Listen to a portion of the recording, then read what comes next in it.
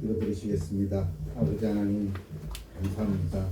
이렇게 저희들에게 또 하루를 허락을 하시며 또한 저희들에게 생명을 주셔서 저희들로 하여금 아버지 하나님께 찬양과 경배를 드리게 하심을 감사드립니다.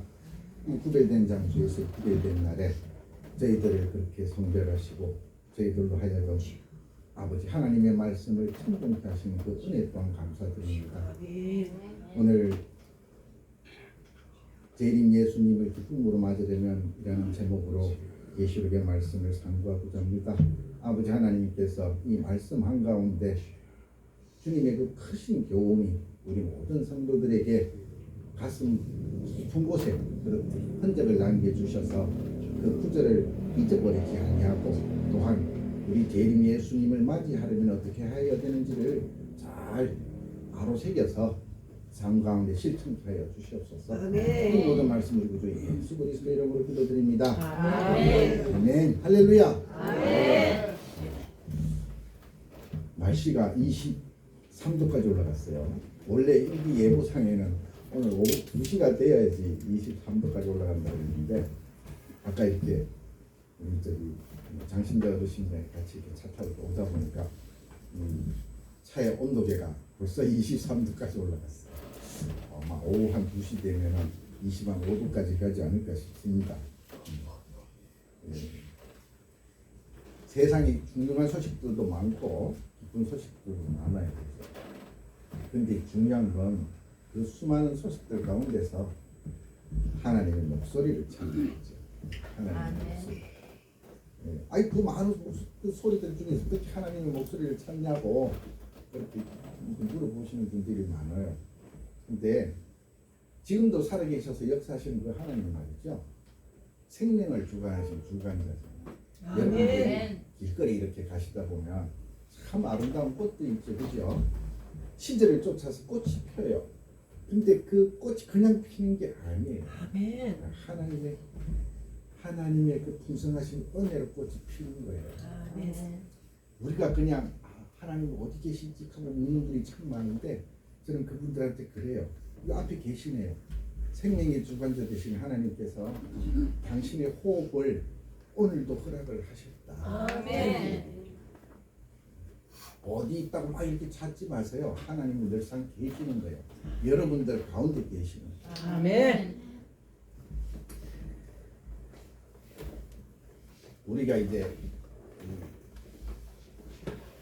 요한 계시록을 지금 강해를 하고 있죠. 강해를 하고 있는데 요한 계시록의 말씀이 목사님들이 잘 안 하시죠. 설교를 잘 안 하세요.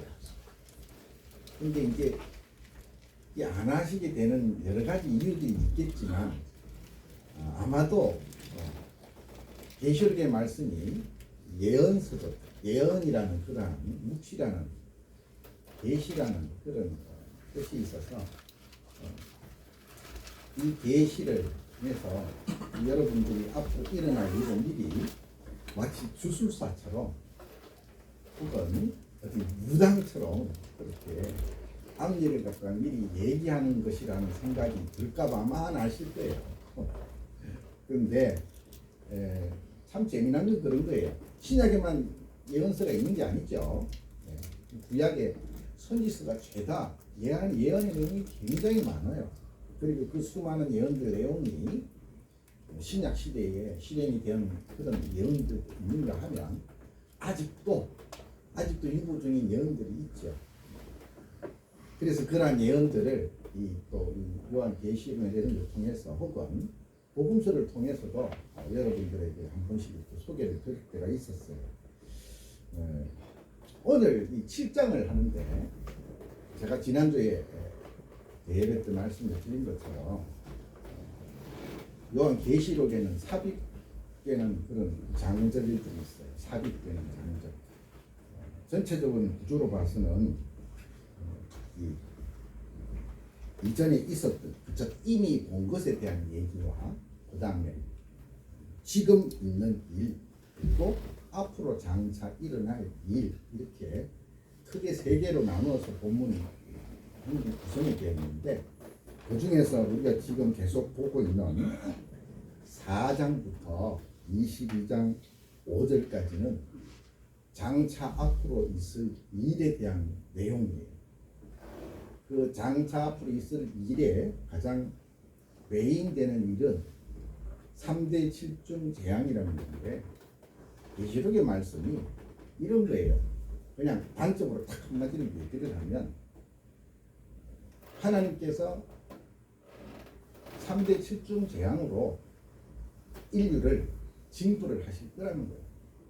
그런데 그 징벌을 받을 자와 그 징벌이 아니고 복을 받을 자들을 언급을 해 놓으신 거예요. 그러니까 이 계시록 1장 3절에 보면 이 예언의 말씀을 읽는 자와 듣는 자와 그 가운데 기록한 것을 지키는 자는 뭐가 있다고요? 복이 있나니, 이렇게 얘기를 하시는 거예요. 근데 내용 쭉 읽어보다 보면 전부 다 재앙에 관련된 내용들이 굉장히 많아요. 그리고 굉장히 또 일곱 인과 일곱 나팔과 일곱 대접의 재앙이 이렇게 전개가 되면서 가면 갈수록 그 재앙의 강도가 강해져요. 근데 그러한 재앙을 받을 사람들은 여러분들이 아니라는 거예요. 여러분들이 아니고 하나님께서 믿지 아니하는 자들을 징벌하시는 거예요. 아니, 왜 믿지 않은 사람들을 징벌을 하십니까? 라고 얘기를 하면 그게 하나님께서 그들로 하여금 그 징벌을 통해서 돌이키라는 거예요. 돌이키라. 즉 회개를 통해서 구원을 받아라 라는 목적이 있다라는 거죠. 그래서 그 징벌에 의미가 있는 거예요. 이 7개의 삽입이 있어요. 7개의 삽입이 있는데 우리가 지난주에 오후 찬양 예배 때 11장의 말씀을 상고를 했어요. 그게 세 번째 삽입 구절이에요. 그리고 오늘 제가 여러분에게 상고해드릴 이 본문의 내용, 특히나 7장 1절부터 시작해서 마지막 절까지 17절까지 내용이 전체가 다 삽입이 내용인데 이게 바로 첫 번째 삽입의 내용이에요. 그리고 지난주 대예배 때에 우리가 살펴보았던 그 10절에 있는 내용은 또한 똑같이 삽입에 관련된 구절이지만 그 삽입에 관련된 구절이 내용이 이래요. 작은 책을 들고선 한 힘센 천사의 위엄과 선포 및 그 책을 받아먹은 요한이다 라는 내용으로 우리가 지난주에 소개를 일단은 했어요. 근데 그건 땅에서의 일에 대한 내용이고, 오늘은 하늘에서의 내용이에요. 하늘에서 인침을 받은 14만 4천명에 대한 내용이죠. 우리가 보통 14만 4천 그러면 이게 누구야? 이만희가 구원받은 자, 인침받은 자 14만 4천 성도는 자기네들의 성도 안에만 있다라고 그렇듯 사람들에게 이 강해를 잘못하는 바람에 결국은 자충수가 되기도 했죠. 지금 자기네들의 성도 수가 14만 4천이 넘어요. 넘는데도 불구하고 이제 와서 그게 할 말이 이제 없으니까 아직까지 결정이 안 되었다라고 얘기를 하는 참 우스꽝스러운 일도 벌어졌는데, 중요한 것은 이 14만 4천이라는 게 그냥 우리가 얘기하는 숫자라는 의미가 아니라는 데 있어요. 이를 뭐라고 얘기를 하냐면 12지파에 12,000명씩 그렇게 인원들이 모여서 14만 4천 명이 되었는데 인침을 받은 자라는 거예요. 하나님께서 네 천사를 통해서 재앙을 내리실 거고 그 재앙을 통해서 돌이키게 하실 건데, 그렇게 재앙을 통해서 징벌을 하시기 전에 자기의 택한 백성들을 14만 4천을 이렇게 인침을 우선 먼저 한 다음에 징벌을 주겠다라는 의미죠. 이게 뭐하고 비슷하냐면 여러분 떠오르는 게 없어요? 출애굽을 할 때 그 애굽에서 출애굽을 할 때 10가지 재앙을 내리시죠, 그죠? 그리고 열 번째 재앙에 장자들을 전부 다 이렇게 하나님께서 다 없이 하실 때 양의 피를 발라서 그게 바로 6월절의 유래지요. 그 하나님의 재앙이 피해가도록 하는 거죠. 죽음이 피해가도록 하는 거예요. 그거랑 거의 똑같다라고 보시면 돼요. 이 성경 속에 보면 하나님께서 복을 주시거나 재앙을 내리실 때 항상 이렇게 갈로 안으로 이렇게 싸는 남은 자 사상이라는 게 있어요. 구원에 대한 개념도 그런 개념이 있고 재앙에서 제외되는 자, 구원을 받아야 될 자에 대한 개념도 그런 의미가 있는 그런 걸 보고 남은 자 사상이라고 해요. 여러분들은 다 남은 자에 속하시는 분들이라는 거죠. 아멘? 아멘. 네, 여러분 다 구원을 받으신 분이죠. 아멘. 예, 그래서 7가지고 그 삽입 구절에 첫 번째 삽입 구절 오늘 우리가 상고를 할 건데 요 첫 번째 묵시에 관련된 내용은 앞에 6장에 보면 6장 17절에 그들의 진노의 큰 날이 이르렀으니 누가 능히 서리오라는 구절이 있어요. 그 구절에 대한 답변하고 똑같은 거예요. 쉽게 얘기하면 7 임재앙 6번째 재앙을 통해서 온 땅이 엉망진창이 되고 그 다음에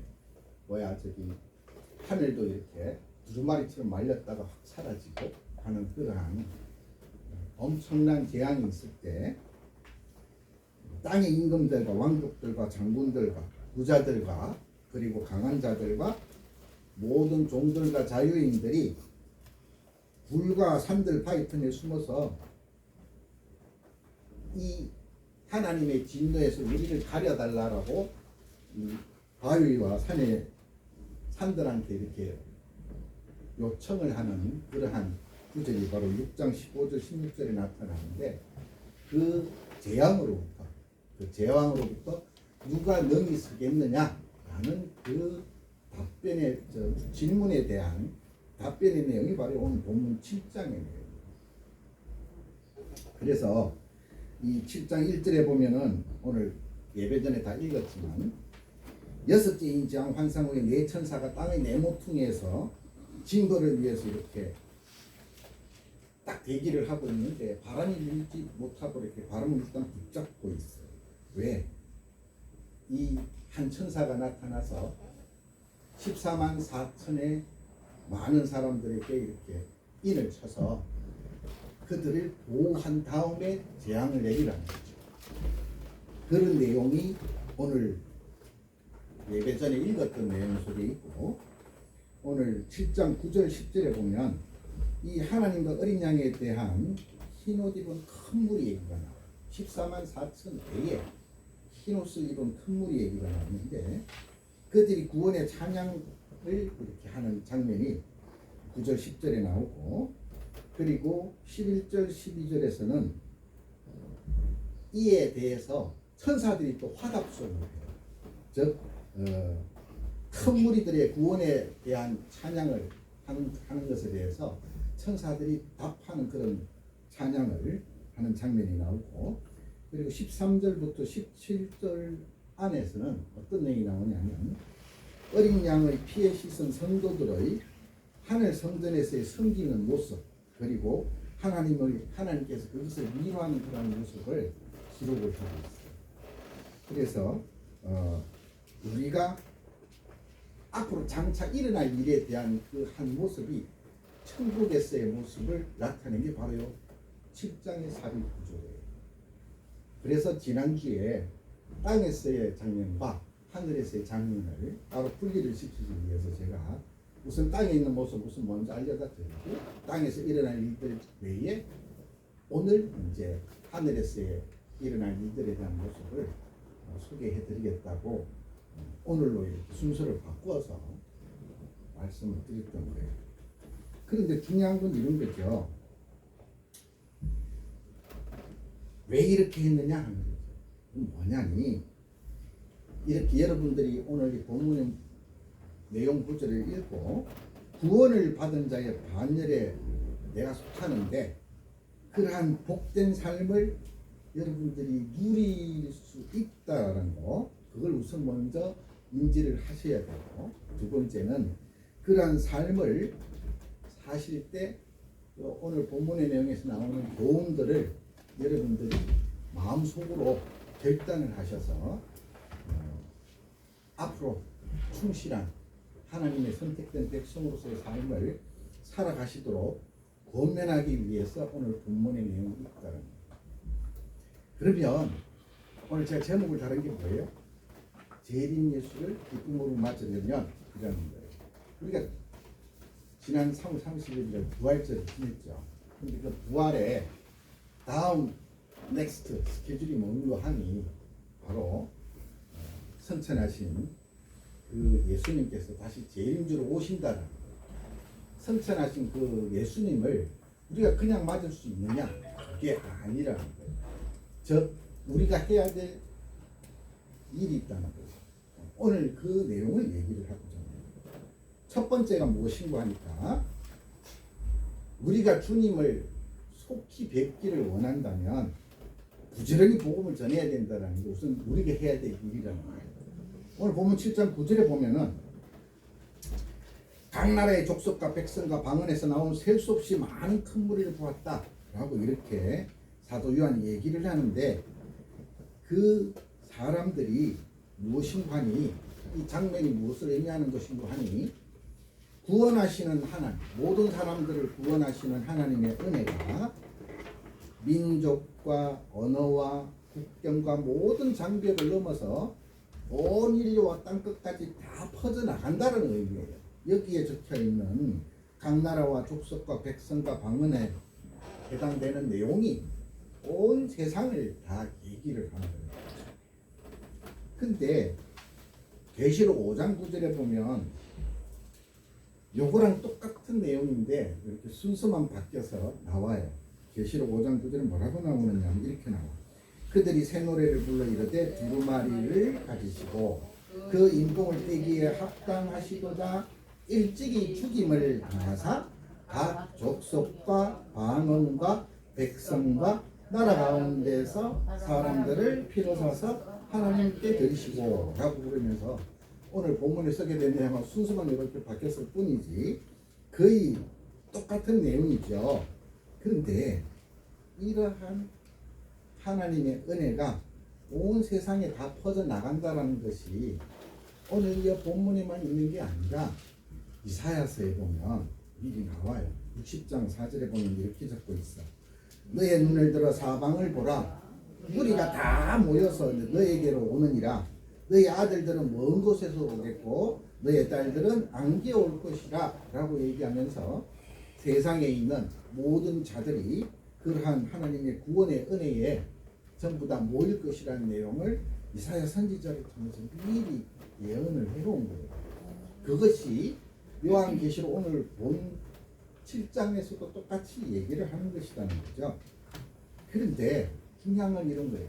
과연 이것이 저절로 이루어질 것이냐는 거예요. 그냥 저절로 이루어질 것 같으면 우리 할 일이 아무것도 없겠지요. 그럼 제가 여러분에게 이게 안 물어봤을 거예요. 그런데 마태복음 24장 14절에 보면 뭐라고 적혀 있냐면, 이 천국 복음이 모든 민족에게 전언되기 위하여 온 세상에 전파되리니 그제야 끝이 되리라. 즉 복음이 온 세상에 전파되고 난 다음에라야 종말이 올 것이다라는 얘기를 하셨다. 그리고 이 복음이 땅끝까지 전해지기까지는 절대는 종말이 올 수가 없다는 얘기하고 똑같은 얘기죠. 반드시 먼저 복음의 씨앗이 뿌려지고 난 다음에 그 열매를 맺은 다음에야 하나님께서 수확을 하실 것이다. 그게 바로 추수에 대한 얘기예요. 그 추수에 대한 얘기가 뒤에 나와요. 마태복음 24장 31절에 보면 주님께서 그 수확을 위해서 천사들과 함께 이 땅에 오시겠다라고 적고 있어. 마태복음 24장 31절에 한번 같이 한번 읽어볼까요?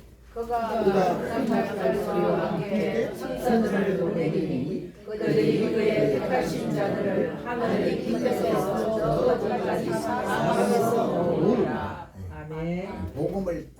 전파하고 난 다음에 그 복음을 전파된 복음을 믿는 자들의 사방에서 다 끌어모을 것이다 라는 것이 딱 마태복음에 적혀 있다는 거죠. 주님께서 천사들과 함께 이 땅에 오시겠다는 얘기예요. 그렇다면 우리는 이 구절에서 어떤 결론을 내릴 수가 있는가? 우리가 주님을 속히 뵙고 싶다면은 복음을 우선 세상에 먼저 전해야겠다라는 거죠. 그죠? 그래서 이러한 노력이 태초부터 정하신 하나님의 계획을 좌지우지할 수 있다는 의미는 결코 아니지만, 그럼에도 불구하고 주님께서 재림과 심판을 연기하시는 것은 바로 모든 인류가 다 구원 얻기를 원하시기 때문이거든요. 그러니까 말씀을 몰라서 전해 듣지를 못해서 구원 못 받는다는 없도록 해야겠다는 거죠. 그래서 구원의 그러한 사명을 완수하기 위해서 우리가 말씀을 익히 알고 있는 우리들이 이웃에게 말씀을 갖고 전하는 데 진력을 해야 된다. 베드로후서 3장 9절에 보면 오직 모든 인류가 구원 얻기를 원하신다라는 내용이 나와 있어요. 주의 약속은 어떤 이들이 더디다고 생각하는 것 같이 더딘 것이 아니라 오직 주께서는 너희를 대하여 오래 참사 아무도 멸망하지 아니하고 다 회개하게 이르기를 원하신다. 구원의 전제 조건이 회개예요. 회개. 이제 구원의 단계를 9단계를 하고 3단계를 하고 6단계를 하고 그러는데 어쨌든 뭐가 중요한 건 회개는 꼭 들어간다는 거예요. 이사야서 40장 3절에 보면 이런 말씀이 적혀 있어요. 외치는 자의 소리여 이르되 너희는 광야에서 여호와의 길을 예비하라. 사막에서 우리 하나님의 대로를 평탄하게 하라. 이게 우리 오늘 교동을 읽은 거의 내용이에요. 마가복음 13장 10절에는 또 이런 말씀이 있어요. 또 복음이 먼저 만국에 전파되어야 할 것입니다. 사도행전 1장 8절에는 진짜 유명하신 말씀이 있죠. 오직 성령이 너희에게 임하시면 너희가 권능을 받고 예루살렘과 온 유대와 사마리아와 땅끝까지 이르러 내 증인이 되리라. 굉장히 중요하신 말씀이죠. 그럼 우리가 두 번째, 우리가 오늘 이 본문에서 알아야 될 두 번째 교훈이 무엇이냐? 땅에서 복음을 위해서 고난을 받는 자들이 천국에서는 더 큰 행복을 누린다라는 거예요. 오늘 본문 7장 17절에 보면 어린 양이신 그리스도께서 성도들을 생명수샘으로 인도를 하시고 그들의 눈에서 눈물을 씻어 주실 것이다. 이렇게 적고 있죠. 그러면서 뭐라고 또 앞절에는 적고 있는 관이 그들은 다시는 줄이지도 아니하며 목마르지도 아니하고 해나 아무 뜨거운 기운에 상하지도 아니할 것이다 라고 적고 있는가 하면 계시록 21장 4절에는 또 어떻게 되어 있냐? 모든 눈물을 그 눈에서 닦아주시니 다시는 사망이 없고 애통하는 것이나 독하는 것이며 아픈 것이 다시 있지 아니하리니 처음 것들이 다 지나갔습니다 라고 적고 있어요. 이 구절만 봐도 이 성도들, 오늘 본문에 나타난 이 성도들은 땅에 있을 때 복음과 믿음을 위해서 추리며 목마르고 애통하며 눈물 흘리는 고난과 함께 심지어는 생명까지도 빼앗겼던 사람들이었음을 분명하다는 거예요. 고난을 받은 자거든. 따라서 여기서 우리가 알아야 될 것은 우선 첫째 참된 성도라는 건 그리스도 안에서 경건하게 살고자 하는 자는 어쩔 수 없이 핍박과 고난을 받게 되어 있어요. 그죠? 디모데후서 3장 12절에 그렇게 적고 있잖아요. 뭐라고 적고 있어요? 무릇 그리스도 예수 안에서 경건하게 살고자 하는 자는 박해를 받으리라 라고 딱 적고 있어요. 그죠? 그런데 세상 사람들은 말할 것도 없거니와 우리 성도들 가운데서도 땅에서도 열심히 부자처럼 살고 죽어서 천국에 가서는 아브라함의 품에 안기고자 하는 나사로처럼 그렇게 살려는 분들이 계신다는 거예요. 그런 경우는 잘 없어요. 왜냐니까 세상은 있죠. 굉장히 공평한 거예요. 그래서 세상에서도 떵떵거리며 잘 살고 하늘나라에서 상을 많이 타는 사람들은 잘 없어.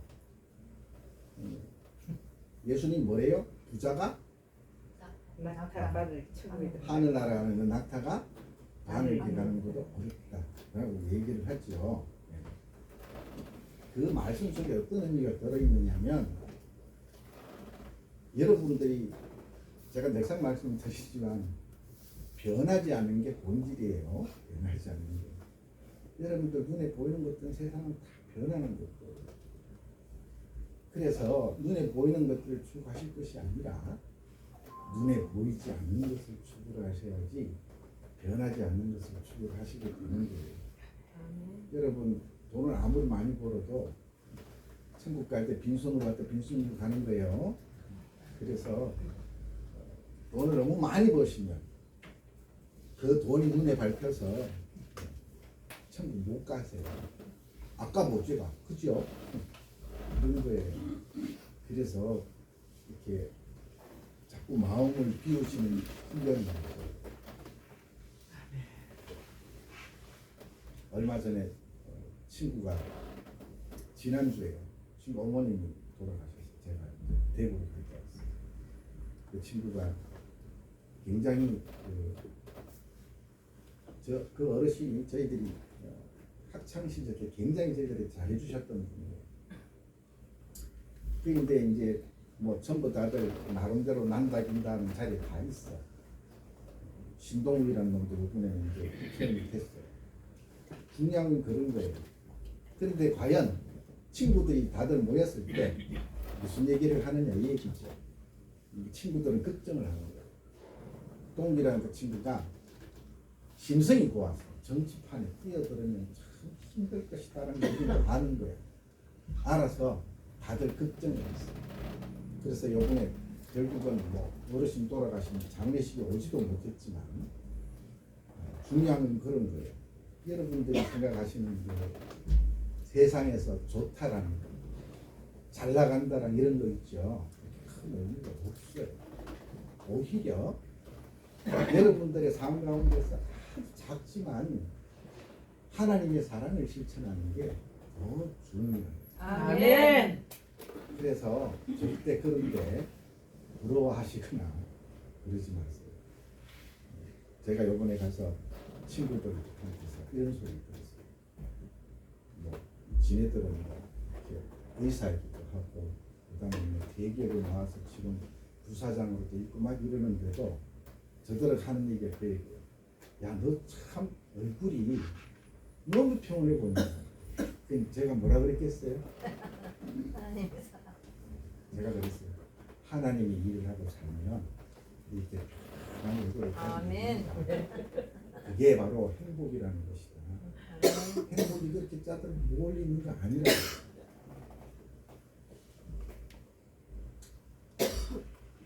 우리 주님은 말이죠. 이 사랑을 위해서 가난해지시는 것을 몸소 실천하셨다는 거예요.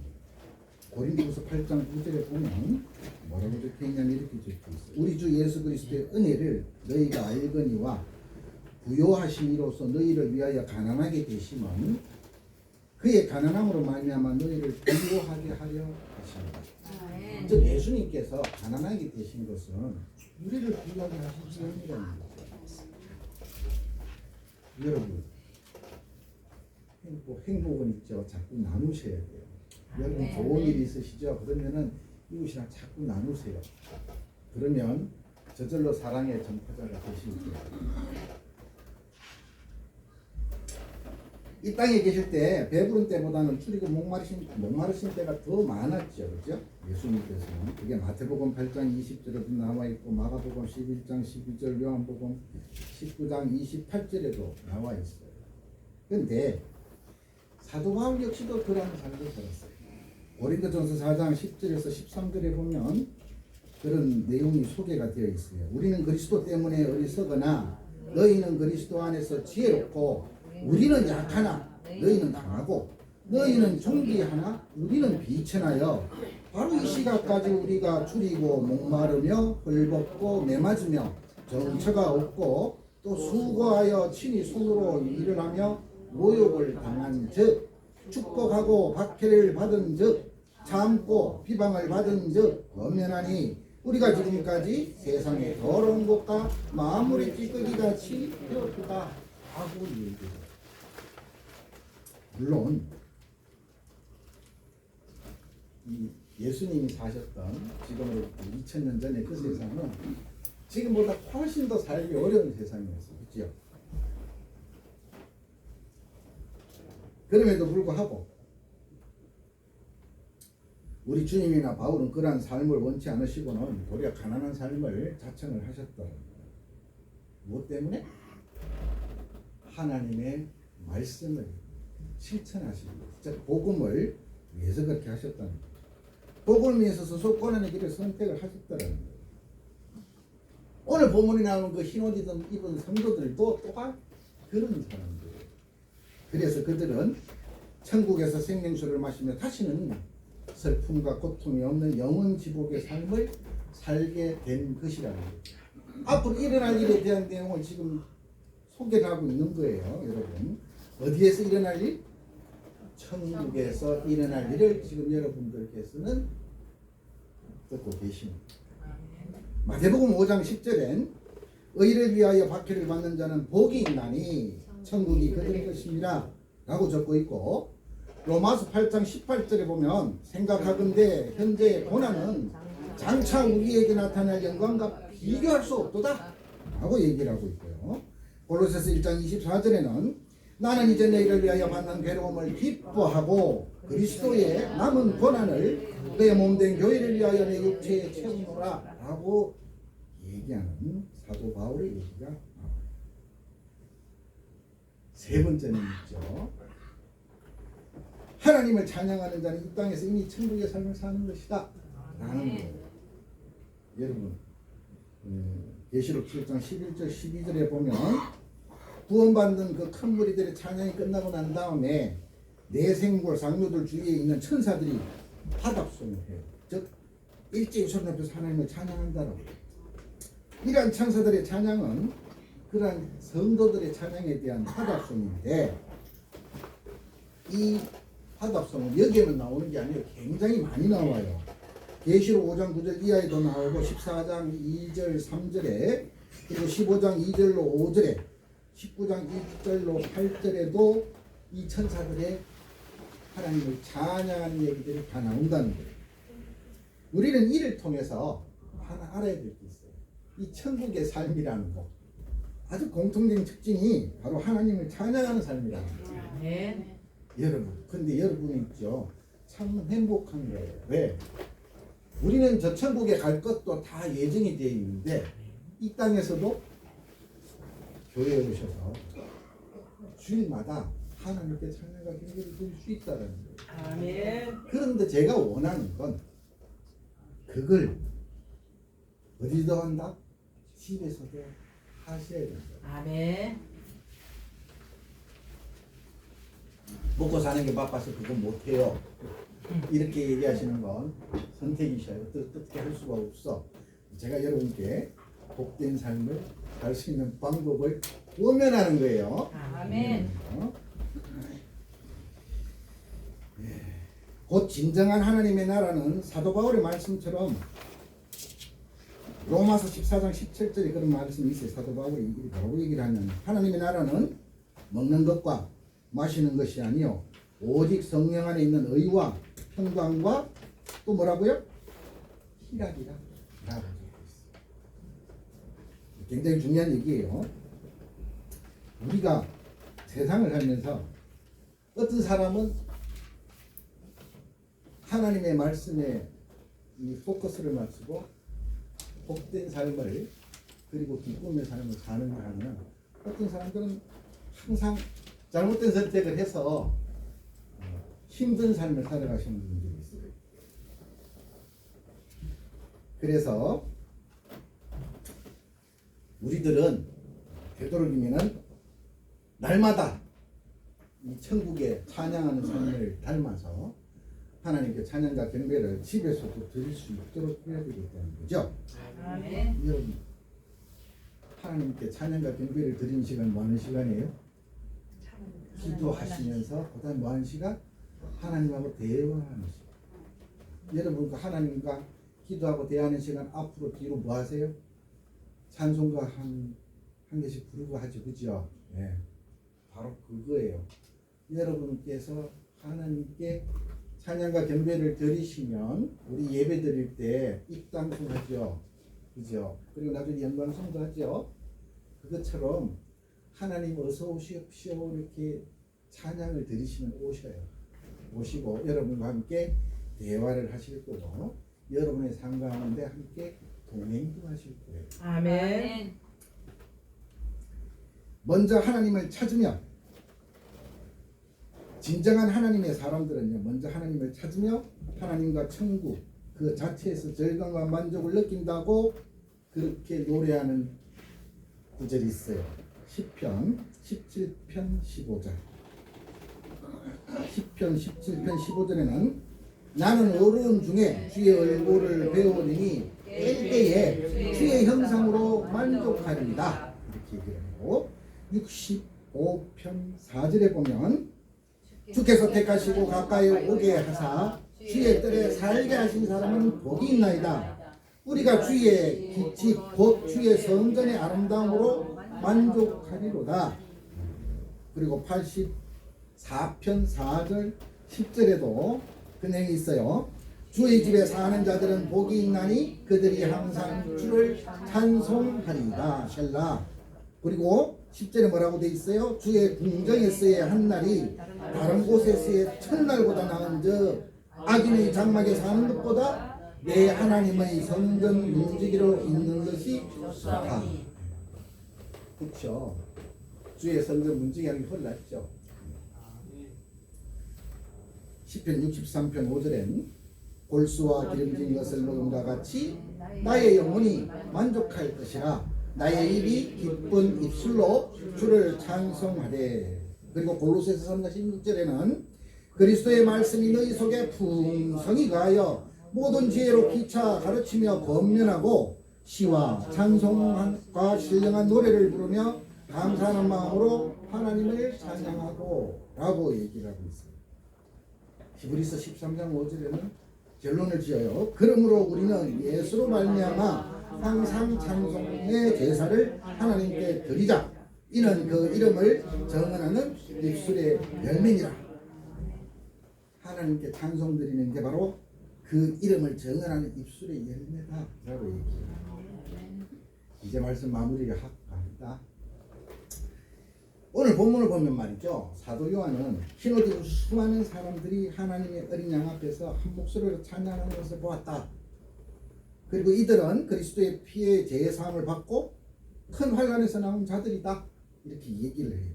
그리고 목자이신 그리스도께서 이처럼 찬양하는 당신의 그 양떼들을 생명수샘으로 인도하시고 모든 눈물을 씻기시면서 한없는 축복으로 위로하셨다 라고 명확하게 말씀을 하고 계셔요. 여러분 부활하신 우리 주 예수 그리스도께서 재림주로 다시 오실 것을 믿으시나요? 아멘. 바로 그거예요. 여러분들이 진정 그 재림주 예수님께서 우리를 구원하시는 그 재림주 예수님께서 오실 것이라고 믿는다면, 그리고 속히 뵙고 싶다면은 그냥 막연히 앉아서 기다리실 것이 아니고 주님의 재림을 준비하셔야 됩니다. 어떻게 한다? 한 영혼이라도 그 구원의 방주에 들도록 최선을 다해서 말씀을, 복음을 전하셔야 됩니다. 아멘. 또한 우리는 이 땅을 살아가면서 물질적인 축복만을 구할 것이 아니라 그걸 나누셔야 돼요. 먼저 본문을 통해서 진정한 성도의 길이 무엇인지를 깊이 한번 생각을 해봐야 돼요. 진정한 성도의 길을 가야 된다는 겁니다. 우리가 복음을 위해서라면 고난도 마다하지 않으면서 현실의 안락함과 행복마저도 스스로 이렇게 버릴 수 있는 그런 결단을 하셔야 돼요. 이 땅에서 안락함만을 추구하다가 장차 천국에서 눈물을 닦아주러 오시는 주님으로부터 부끄러운 질책을 당하실 것이 아니라 복음과 말씀을 위한 그러한 공로와 내가 입은 상처, 그리고 목숨을 내는 그러한 순교까지도 주님으로부터 큰 위로와 훈장을 받을 수 있는 그런 자들이 되어야겠다는 겁니다. 아멘. 그리고 우리는 죽고 난 다음에 미래뿐 아니라 이 땅에서도 천국의 삶을 살아갈 수 있습니다. 어떻게 한다고요? 하나님을 찬양하는 삶을 사시면 되는데 주일만 할 게 아니라 집에서도 하셔야 된다는 얘기입니다. 이거는 복 받으시는 방법을 제가 가르쳐 드린 겁니다. 초대교회 성도들처럼 초대교회 성도가 어떻다고 적혀 있어요? 사도행전 2장 46절 47절에 그렇게 적혀 있어요. 날마다 마음을 같이하여 성전에 모이기를 힘쓰고 집에서 떡을 떼며 기쁨과 순전한 마음으로 음식을 먹고 하나님을 찬미하며 또 온 백성으로 칭송을 받으니 주께서 구원받은 사람을 날마다 그하게 하시니라. 그런 초대교회 성도들처럼 그리고 감옥에서도 찬양으로 하나님의 은혜와 능력을 드러냈던 그 바울과 실라처럼 여러분도 감사와 찬양을 통해서 여러분들의 삶은 물론 이 땅을 말이죠 기쁨으로 가득 채울 수 있도록 그렇게 하시면 바로 장차 하나님의 나라가 새롭게 열릴 때 주님께서 잘하였다 착하고 충성된 종아 라고 칭찬과 함께 창조주 아버지 하나님께서도 약속하셨던 그 영광과 축복을 영원토록 누리는 그런 저와 여러분이 되시기를 바랍니다. 기도 드리시겠습니다. 아버지 하나님 감사합니다. 오늘 이 계시록 7장의 말씀을 통해서 우리가 우리 구주 예수 그리스도께서 재림하실 때 기쁨으로 어떻게 맞으면 되는지를 상고해 보았습니다.